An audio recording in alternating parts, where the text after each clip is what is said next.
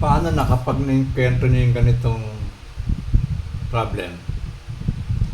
Negative 4 minus parenthesis 5 equal to. Ang ibig sabihin ng parenthesis, multiplication yan. For example, ito. May nakita kayong parenthesis, tapos number. Ibig sabihin ng operation na yan, parenthesis, multiplication yan. So, 3 times 2, 6 yan. Ibig sabihin, multiplication, 6 yan. Okay? Pareho din yan ng x, di ba? Times. Ito, times 2. Pareho lang yan, multiplication, 6 din yan. O, pwede rin yung tuldok. Multiplication din yan. Pag may nakita kayong period 3, period 2, multiplication din yan, 6 din yan. Ngayon, pwede rin asterisk. No? Asterisk 3, asterisk 2, ibig sabihin multiplication din yan. Para malaman nyo, maging familiar kayo. Lahat ng yan, multiplication na symbol yan. So, kaya ito, pag naka-encounter kayo ng ganito, sa integers, parenthesis, ibig sabihin multiplication yan. Yun ang paliliwanag ko sa inyo. So, ganito naman sa different sign, no? The integers, kapag magkaiba yung sign niya, para pang magkaiba tayo ng likes, magkaiba tayo ng ideas, no? Magkaiba tayo ng plano, magkaiba tayo ng gusto. Para bang negative tayo niyan, no? Negative eh. Tayo pareho eh. So, kumbaga, pag magkaiba, negative. So, ganito yun. Negative 3 times 5, magkaiba ng sign eh. So, negative 15 ang sagot. Negative yan. Magkaiba kayo ng sign eh. 6 times negative 2. Magkaiba ng sign yan. 6 oh. Positive, negative. Negative pa rin ang sagot. 12. Negative 12.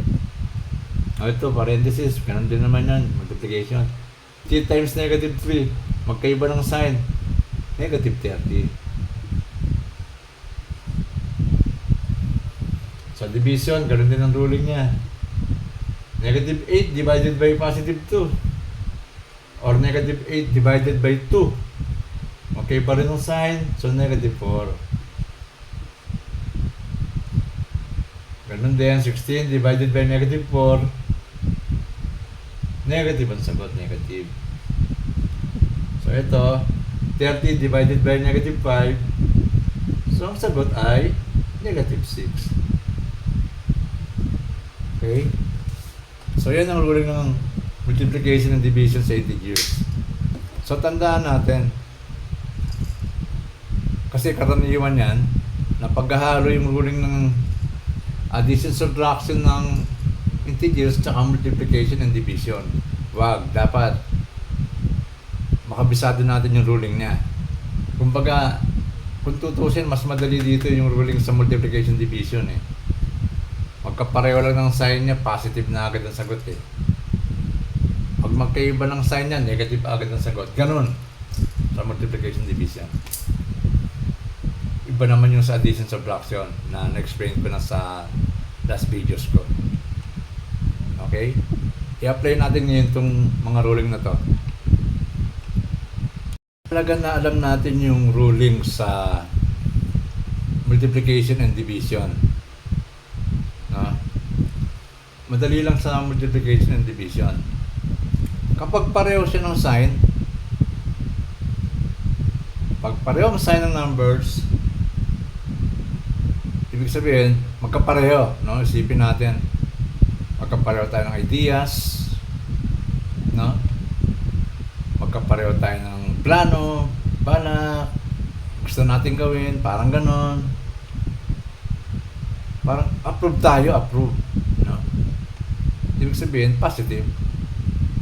Pareho, no? Kasi magkapareho eh. Kapareho ng sign eh. Ganun sa multiplication or division. Magkapareho, approve tayo, positive. So, ito example. 3 times 6. Magkapareho ng sign, kaya positive 18 yan. 4 times 3, 12.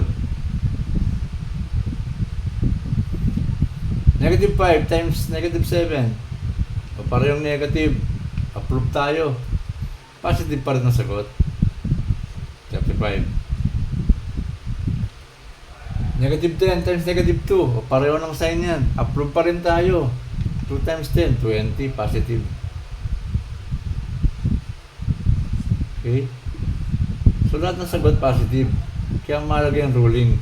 Kasi pag nagkamali ka sa sign, tama yung sagot mo. Tama yung numbers. Tama. Tama yung numero mo. Mali naman ang sign mo. Mali pa rin ang sagot mo. Okay? Sa division, ganoon din ang ruling. 15 divided by 5. Pareho ng sign yan. So 3. Positive 3.